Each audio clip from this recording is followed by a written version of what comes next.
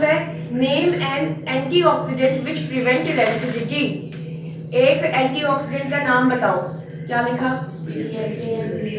हाँ, हमारे पास दो एंटीऑक्सीडेंट है, या तो BHA लिखोगे या फिर BHT लिखोगे। ठीक है, दोनों में से कोई एक लिखना है।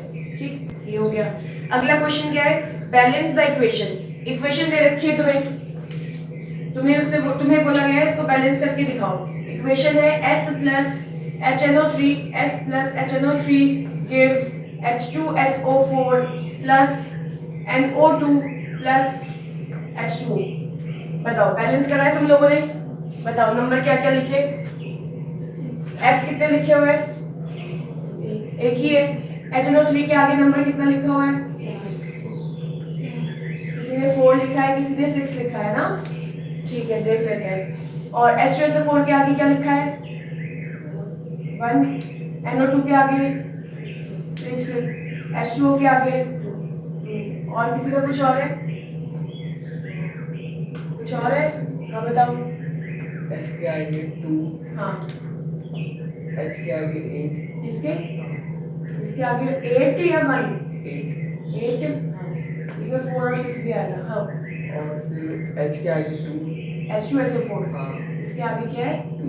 किसी का 1 आया है, किसी का 2 आया है। हाँ, NO के आगे 8 और H2 के आगे H2O के आगे 3। पूरा बोलेंगे। H2 नहीं देंगे।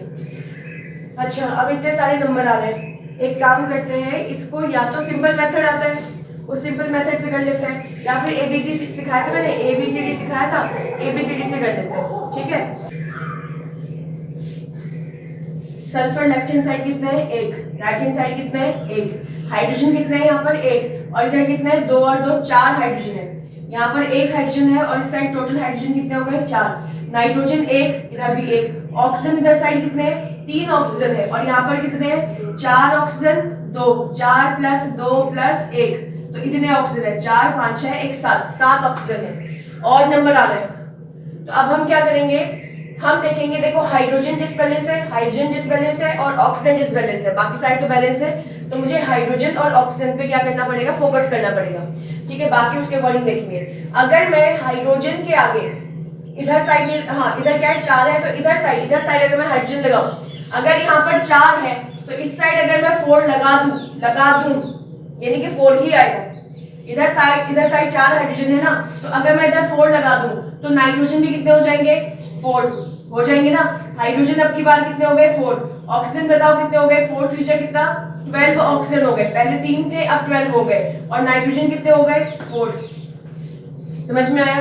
अब इस साइड कितना है? 4 हाइड्रोजन तो बैलेंस हो गए, लेकिन ऑक्सीजन कितने हैं इस साइड? 7, और नाइट्रोजन 1 था। तो अगर मैं इसके आगे क्या लगा दूं? 4, तो 4 2 कितना हो गया? 8।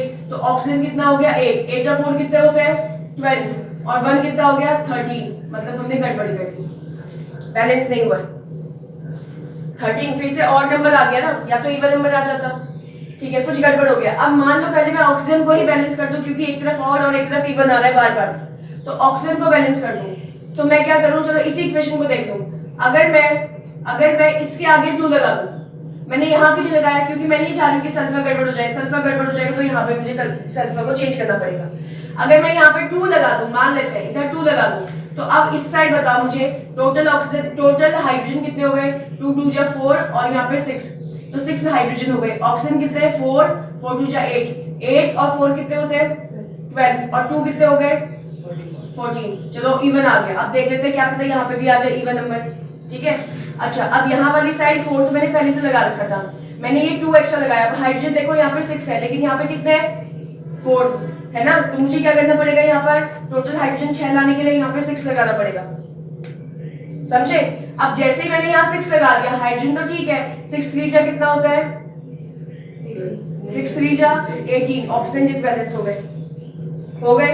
लेकिन यहाँ नाइट्रोजन बताओ, नाइट्रोजन कितने आ गए? हाइड्रोजन तो 6 आ गए, नाइट्रोजन कितने आ गए? 6 नाइट्रोजन। यहाँ कितने नाइट्रोजन है? 4 नाइट्रोजन। गड़बड़ हो गया।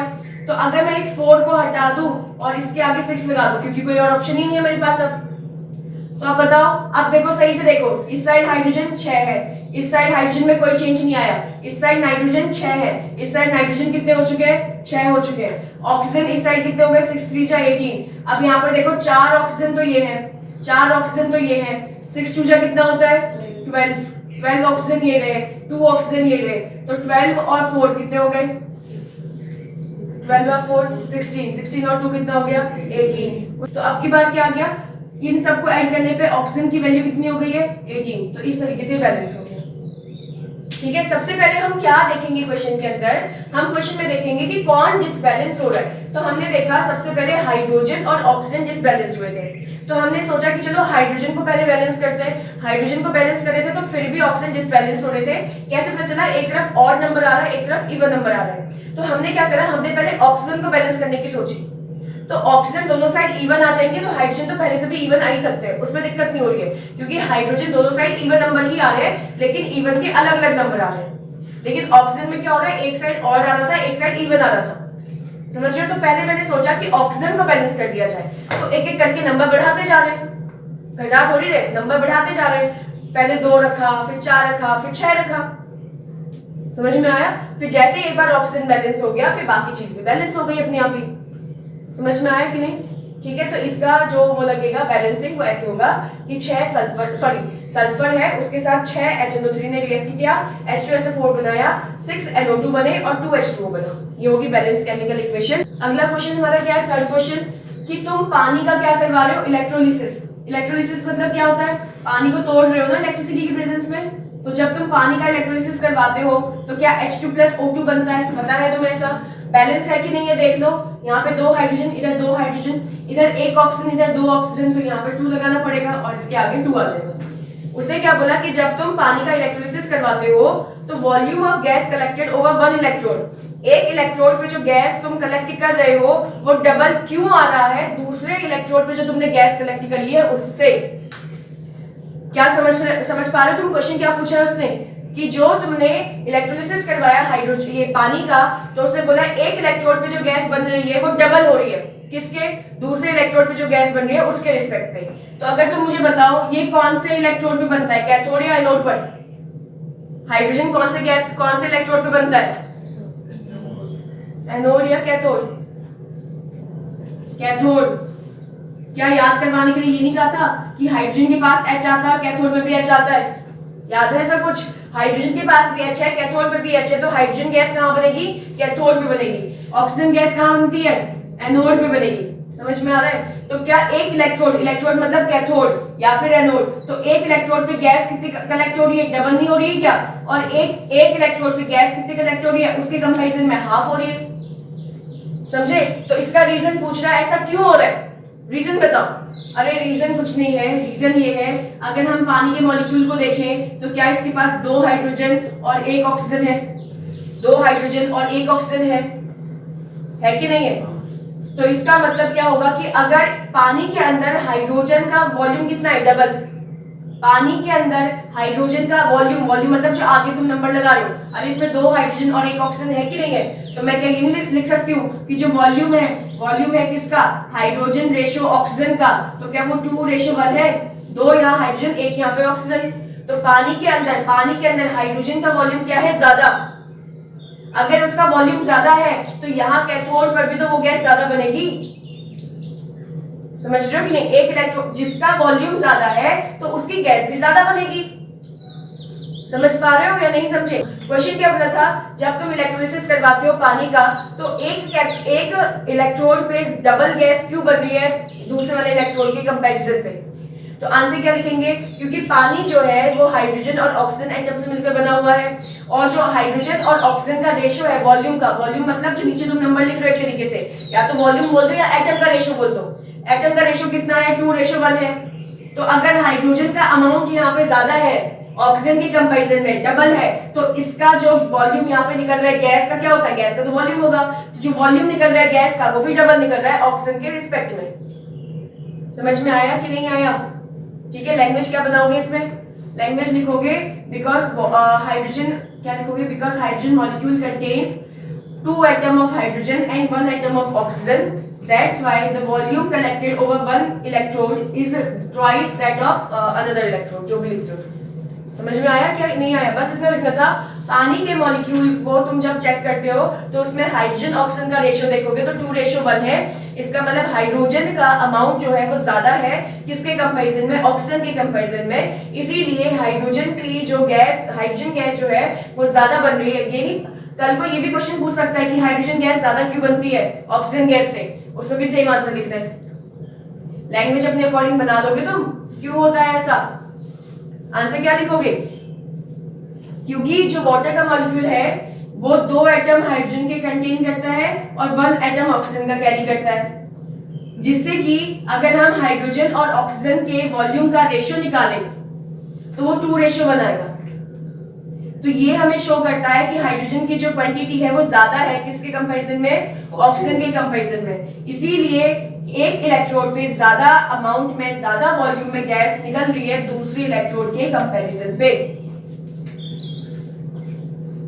Question number 4, why do potato chips manufacturers fill the packets of chips with nitrogen gas?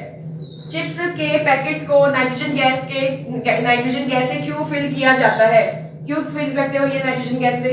ताकि ऑक्सीजन एटमॉस्फेयर में जो है उससे रिएक्ट ना हो। हाँ, तो उसके लिए एक वर्ड लगाते हैं, क्या लगाते हैं? रेंसिडिटी। ये हम बोलेंगे to prevent it from rancidity. Rancidity से बचाने के लिए हम क्या करते हैं? ऑक्सीजन वो जो चिप्स होते हैं, चिप्स के जो पैकेट्स होते हैं उसको नाइट्रोजन गैस से फिल करते हैं। आ जाओ क्वेश्चन नंबर 5। क्वेश्चन नंबर 5 क्या बोलता है? Identify the type of chemical reaction. ये कौन से टाइप का केमिकल रिएक्शन है जरा बताओ तो। Fe ने CuSO4 को उसकी जगह से हटा दिया और FeSO4 बना दिया, बताओ। डिस्प्लेसमेंट रिएक्शन की डबल डिस्प्लेसमेंट? डिस्प्लेसमेंट की सिंगल डिस्प्लेसमेंट? दोनों एक ही बात है, ठीक है। तो ये मत कहना सिंगल डिस्प्लेसमेंट अलग होता है, डिस्प्लेसमेंट अलग है। तो कौन सा रिएक्शन हो गया?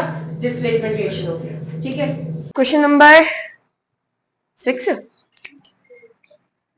क्वेश्चन 6 क्या कर रहा है? कह रहा है एल्यूमिनियम प्लस CuCl2 क्या हमें देता है? AlCl3 और उसके साथ हमें क्या देता है? Cu। क्या करना है? इसको बैलेंस करना है। यहाँ पर 3 है, यहाँ पर 2 है ना, और कहीं पे है ही नहीं कुछ। तो मैंने बोला था यहाँ 3 है, यहाँ 2 है, तो इधर 3 लगा दिया होगा, इधर 2 लगा दिया होगा। यहाँ पे 2 एल्यूमिनियम हो गए तो इसको 2 कर दिया, यहाँ पे कॉपर 3 हो गए तो इसको 3 कर दिया। पहले सिखा रखा है ना कैसे बैलेंस करते हैं, सभी ने ऐसे करा है। सही है आंसर सभी का? चलो ठीक है, आ जाओ। क्वेश्चन नंबर क्या बोलता है? 7। क्वेश्चन 7 कहता है what happens chemically when quick lime is added to water. Quick lime क्या होता है? Calcium oxide. किसमें मिला रहे हो तुम इसको? वाटर में मिला रहे हो। तो क्या होता है बोल रहा है हमसे कि केमिकली क्या होता है जब क्विक लाइम को तुम वाटर में मिलाते हो। सबसे पहले तुम्हें लिखना होगा लैंग्वेज, फिर उसके बाद तुम लिखोगे इक्वेशन, ठीक है। तो तुम लिखोगे कि जब क्विक लाइम को वाटर में मिलाते हैं तो क्या बनता है? तो हमारा स्लेक्ड लाइम बनता है और साथ में बहुत ज्यादा एनर्जी रिलीज होती है। होता है ना ऐसा? पढ़ा है ना तुमने? तो क्या लिखेंगे? When quick lime is added to water it converted into slaked lime and also releases a lot of energy. समझ में आया? फिर इसको इक्वेशन के थ्रू दिखा देना है कि क्विक लाइम की वाटर के साथ रिएक्शन हुई, क्या बन गया हमारे पास बना स्लेक्ड लाइम। जो बैलेंस नहीं होगा बैलेंस कर देना, बैलेंस है ना आई थिंक। और साथ में इसमें क्या लिख दोगे? हीट लिख दोगे। समझ में आया कि नहीं? Question number 8 what happens when copper powder is heated in China dish.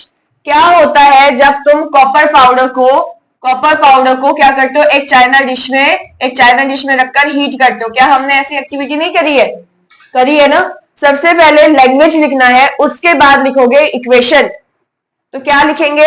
Copper को जब हम हीट करते हैं तो कॉपर जो है वो ब्लैक कलर के ऑक्साइड यानी कि कॉपर ऑक्साइड में कन्वर्ट हो जाता है, यही तो लिखेंगे। जैसे या फिर पहले तुम इक्वेशन लिख लो उसके बाद रिएक्शन लिख लेना, ठीक है। मतलब सॉरी, पहले तुम इक्वेशन लिख लो, रिएक्शन लिख लो, उसके बाद लैंग्वेज लिख देना। जैसे तुमने क्या लिखा? तुमने लिखा कॉपर की रिएक्शन कॉपर को हीट किया, मतलब कॉपर की रिएक्शन किसके साथ हुई? ऑक्सीजन के साथ।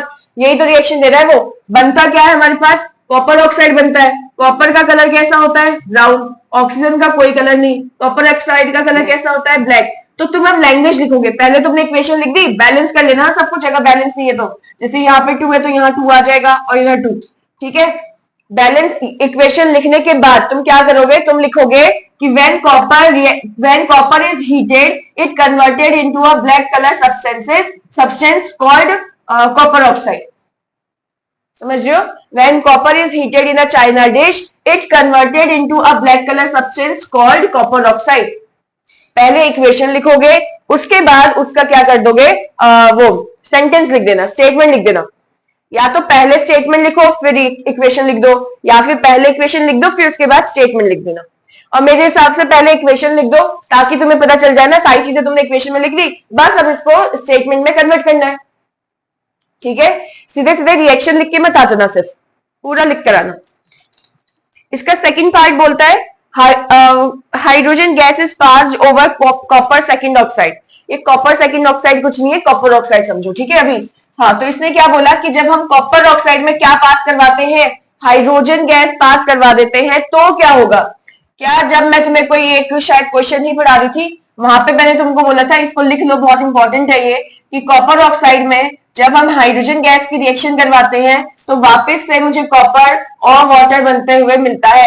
ऐसा कुछ लास्ट में एक रिएक्शन करवाई थी शायद, जब हम इसी साइड जब हम क्वेश्चन कर रहे थे, कॉपर वाला ही क्वेश्चन कर रहे थे, जब उसको हीट कर रहे थे, तो है ना, तो उसमें एक क्वेश्चन आया था कि कॉपर की रिएक्शन, जब कॉपर को जब हम चाइना डिश में हीट करते हैं तो ब्लैक कलर के सब्सटेंस में वो कन्वर्ट हो जाता है, और जब वो ब्लैक कलर सब्सटेंस में हम H2 की रिएक्शन करते हैं तो वापस हमारे पास वो मेटल मिल जाता है।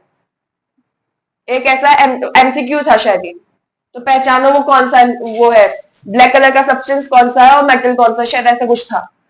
समझ में आया या नहीं आया? ये हमने पढ़ा हुआ है पहले कि उसने बोला है कि कॉपर ऑक्साइड जो बोला ना, कॉपर 2 ऑक्साइड मतलब कॉपर का चार्ज निकालो, ये हो गया X प्लस ऑक्सीजन पे चार्ज कितना होता है माइनस का 2, इस पूरे पे चार्ज कितना है 0, तो X माइनस 2 बराबर 0, X की वैल्यू कितनी आ रही है +2। तो वो कॉपर 2 जो लिखा है उसने क्या लिखा है, ऐसे ना, ऐसे लिखा है ना, कॉपर 2 ऑक्साइड। ये जो 2 है वो कुछ नहीं, उसके चार्ज की बात कर रहा है, कितना चार्ज है इसके ऊपर, देखो इसके पूरे के ऊपर नहीं, कॉपर के ऊपर कितना चार्ज है 2, तो कॉपर 2 ऑक्साइड, इसका मतलब ये होता है। समझ में आ रही बात? अच्छा ये तो छोड़ो, तुमने क्या देखना सुनना है यहाँ पे, उसने बोला है कॉपर ऑक्साइड की रिएक्शन जब हाइड्रोजन गैस के साथ करवाते हैं तो क्या होता है, तो कॉपर ऑक्साइड का कलर कैसा होता है, ब्लैक, अभी पढ़ा है। कॉपर का रिएक्शन कैसा होता है, सॉरी कलर कह रही हूँ, रिएक्शन कह रही हूँ, कलर, कॉपर ऑक्साइड का कलर ब्लैक, कॉपर का कलर ब्राउन। तो हम लिखेंगे जब हम कॉपर ऑक्साइड की रिएक्शन हाइड्रोजन गैस के साथ करवाते हैं तो हमें ब्राउन कलर का कॉपर मेटल मिलता है along with H2O, along with water. समझ रही हो कि नहीं इक्वेशन? और बैलेंस कर लेना, अगर बैलेंस नहीं है तो, बैलेंस है, हाँ बैलेंस है। समझ में आया कि नहीं आया? ठीक है, या फिर इसमें एक और अच्छा लिख सकते हैं हम, जैसे इससे पहले क्या था, इससे पहले था कॉपर की रिएक्शन ऑक्सीजन के साथ करवाई तो CuO बन रहा था, बाकी बैलेंस कर दिया, है ना। तो हम इसको और अच्छी तरीके से क्या कर सकते हैं, पहले तो तुमने ये लिख दिया, इक्वेशन बना दी, उसके बाद लिख देंगे कि कॉपर ऑक्साइड जब H2 के साथ रिएक्ट करता है तो इसका यहाँ पर रिडक्शन हो जाता है, जिसकी वजह से ये ब्राउन कलर के कॉपर में और वाटर में कन्वर्ट हो जाता है। रिडक्शन समझ रहे हो? देखो H2 को इस H2 ने इसकी बॉडी से ऑक्सीजन हटा दिया कि नहीं हटाया, हटाया ना। समझ में आया मैं क्या बोल रही हूँ? H2 ने इसकी बॉडी से ऑक्सीजन को हटा दिया, वहां चले गया, ये बैलेंस है ना, हाँ समझे कि नहीं। तो इसकी बॉडी में क्या हो गया, रिडक्शन, ऑक्सीजन का रिमूवल, रिडक्शन। और यहाँ देखो कॉपर ने ऑक्सीजन को गेन किया, कॉपर ऑक्साइड बन गया, तो यहाँ क्या हो गया, ऑक्सीडेशन। तो तुम ऐसे भी बोल सकते हो, जब कॉपर की रिएक्शन, जब हमने कॉपर को हीट किया तो उसका ऑक्सीडेशन हुआ, जिससे वो ब्लैक कलर के एक कॉपर ऑक्साइड सब्सटेंस में कन्वर्ट हो गया। इक्वेशन बना दी, ठीक है। जब कॉपर का क्या करा हमने, हाइड्रोजन गैस के साथ रिएक्शन करवाया तो उसका रिडक्शन हुआ, जिससे ब्लैक कलर का कॉपर का नहीं, कॉपर ऑक्साइड का, सॉरी, हाँ, जिससे ब्लैक कलर का जो कॉपर ऑक्साइड है वो किस में कन्वर्ट हो गया, ब्राउन कलर के कॉपर में, और उसमें पानी भी बना। समझ में आया? क्वेश्चन नंबर 9 क्या है, a student has found black coating on his silver coin. Silver की कॉइन्स है एक बच्चे के पास, उस सिल्वर की कॉइन पर कैसी कोटिंग लगी हुई है, ब्लैक कोटिंग लगी है। इसको क्या बोलते हैं, जब सिल्वर पर ब्लैक कलर आ जाता है इसको क्या बोलते हैं, टार्निशिंग बोलते हैं, ठीक है, यानी कि कोरोजन हो गया, ठीक है। And green coating on his copper coin, copper की भी कॉइन है उसके पास, और कॉपर की कॉइन्स के ऊपर कैसा कलर आ रहा है, ग्रीन कलर आ रहा है, तो ये भी क्या हो गया, टार्निशिंग, रस्टिंग, कोरोजन। रस्टिंग किस में होता है? सिर्फ आयरन में होता है। टार्निशिंग किस में होता है? सिर्फ सिल्वर पर होता है। तो जो बच गया कॉपर, उसके लिए क्या लगाएंगे? कोरोजन वर्ड लगाएंगे। कोरोजन सब में हुआ है, ठीक है, इसके लिए कोई स्पेसिफिक वर्ड हमारी सिलेबस में नहीं है। Which chemical phenomena is responsible for this? कौन सी प्रोसेस के थ्रू ये हो रहा है? आंसर क्या बैठ जाएगा? कोरोजन, ठीक है। सेकंड क्या बोला है? Right chemical name of these coatings. ये जो कोटिंग आई है ना, इनका केमिकल नेम लिखो। क्या कॉपी में लिखवा रखा है? ब्लैक कलर की कोटिंग जो लगती है सिल्वर कॉइन के ऊपर, उसका केमिकल नेम क्या है? Ag2S। केमिकल नेम, ये तो फॉर्मूला हो गया, नाम क्या है? सिल्वर सल्फाइड, याद है, ठीक है। तो Ag2S क्या हो गया? इसका केमिकल फॉर्मूला, नेम नहीं। नेम क्या हो जाएगा? सिल्वर सल्फाइड, ये हो जाएगा उसका केमिकल नेम, ठीक है। ग्रीन कलर की कोटिंग का नाम याद है? Calcium carbonate, hydroxic, basic calcium carbonate, copper carbonate या कि कैल्शियम कार्बोनेट। कॉइन्स किसकी है? कॉइन्स किसकी है? कॉपर। तो यहां पर क्या आएगा? CuCO3 plus CuOH whole twice, ऐसा है, ये इसका फॉर्मूला है। नाम क्या लिखते हैं यहां से? बेसिक कॉपर कार्बोनेट, ठीक है। ये कैल्शियम वाले में कंफ्यूज मत होना, जिसकी कॉइन है उसी के हिसाब से तो बनेगा। जैसे यहाँ पे कॉइन सिल्वर का है तो नाम सिल्वर का नहीं आ रहा क्या? उसमें आ रहा है ना। तो वैसे ही अगर कॉइन कॉपर का है तो कॉपर का नाम तो आना ही है। अब बेसिक वर्ड क्यों लगा रखा है? क्योंकि OH भी है। अगर कॉपर कार्बोनेट कह देते हो तो ये वाला पार्ट नहीं आएगा, सिर्फ CuCO3 होगा। ये कोरोजन नहीं है, ठीक है, दोनों को मिलाकर है। क्वेश्चन नंबर 10 क्या कह रहे हैं? What is observe? तुमने क्या ऑब्जर्व किया? पहला, when potassium iodide is added to aqueous lead nitrate. क्या पोटेशियम आयोडाइड Ki होता है? Ka for potassium. इसकी रिएक्शन किसके साथ करवाई? PbNO3 होल ट्वाइस के साथ। क्या लेड नाइट्रेट यही होता है? क्या ऑब्जर्व करते हो तुम? क्या तुमने ऑब्जर्व किया कि PbI2 बना है और साथ में KNO3 बना है? सीधे सीधे रिएक्शन नहीं पूछ दी इसने, सीधे सीधे एक्टिविटी का रिएक्शन पूछा नहीं पूछा। PbI2 क्या हमारा येलो कलर का होता है? ये कैसा है बोला है उसने? एक्वस। ये भी कैसा होता है? एक्वस। और ये भी कैसा है? एक्वस। और ये क्या बना है? येलो कलर का। क्या? येलो कलर की PPT, यानी कि नीचे सेटल होगा ये। समझ में आया? अच्छा, क्वेश्चन क्या था? क्या तुमने क्या ऑब्जर्व किया? तो देखो, पहले तो लिख देंगे कि जब Ki की रिएक्शन PbNO3 के साथ PbNO3 होल ट्वाइस के साथ हुई तो हमने ऑब्जर्व किया येलो कलर का एक PPT बनते हुए, जिसका नाम क्या है? PbI2, और साथ में एक्वस KNO3 बना, और फिर इसको इक्वेशन में लिख दिया, है ना। पहले या तो इक्वेशन लिख दी, फिर सेंटेंस लिख दिया। सेंटेंस क्या लिखोगे? When aqueous Ki reacted with PbNO3 whole twice we observed a yellow coloured PPT which is yellow colour PPT, और ब्रैकेट में लिख दिया PbI2 along with aqueous KNO3। बस, अलोंग वर्ड नहीं भी लिखते हो। We observe yellow colour PPT, bracket में लिखा PbI2, फिर उसके बाद क्या लिखेंगे? विद एक्वस KNO3 या फिर एंड एक्वस KNO3। समझ पा रहे हो? पहले इक्वेशन लिख दो, इक्वेशन के अकॉर्डिंग फिर सेंटेंस बना दो। ये बैलेंस्ड है या नहीं है? ये बैलेंस नहीं है, ध्यान रखना। यहाँ पर I 2 है, यहाँ पर 1 है तो बैलेंस करा, यहाँ NO3 2 है, यहाँ 1 है तो इसको बैलेंस किया। अब ये पूरी बैलेंस हो चुकी है, ठीक है। तो बैलेंसिंग पे मैं फोकस नहीं कर रही हूँ अभी, क्योंकि बैलेंसिंग तुमको आ गई होगी, है ना। चलिए फिर क्वेश्चन नंबर 2 क्या कह रहा है? अच्छा रुको, इसका सेकंड क्या है? Identify the type of reaction. अच्छा, ये पूरा एक ही क्वेश्चन है। अच्छा ठीक है, सुन लेते हैं पहले। Identify the type of reaction, कौन सी रिएक्शन है? Double displacement, very good. Last क्या बोला है? Give a balance chemical equation for this. जब वो खुद बोल रहा है ना कि बैलेंस केमिकल इक्वेशन लिखो, तो ये चीज फर्स्ट वाले में नहीं आएगा, फिर ये चीज कहां आएगा? लास्ट वाले में आएगा। इसका मतलब क्या है? इसका मतलब ये है, तुम करोगे कैसे? तुमने सबसे पहले ये लिखा, इसको बैलेंस कर दो, कुछ नहीं चल जाएगा। फिर लिखोगे सबसे पहला पार्ट, पहले तुमने इक्वेशन में जो जो दिया था वो लिखा, उसके बाद लिखोगे पहला पार्ट। पहला पार्ट क्या है कि क्या होता है जब मिलाते हो, तो आंसर लिखोगे when aqueous Ki is mixed with PbNO3 whole twice we observe a yellow color PPT, bracket में लिख दिया PbI2 along with KNO3 इतना लिखा पहला पार्ट में, इक्वेशन मत लिखना। सेकंड क्या लिख दिया? कि ये डबल डिस्प्लेसमेंट रिएक्शन है। थर्ड क्या कर दिया, थर्ड में दोबारा से इसी चीज को वापस एज इट इज नीचे रख दिया।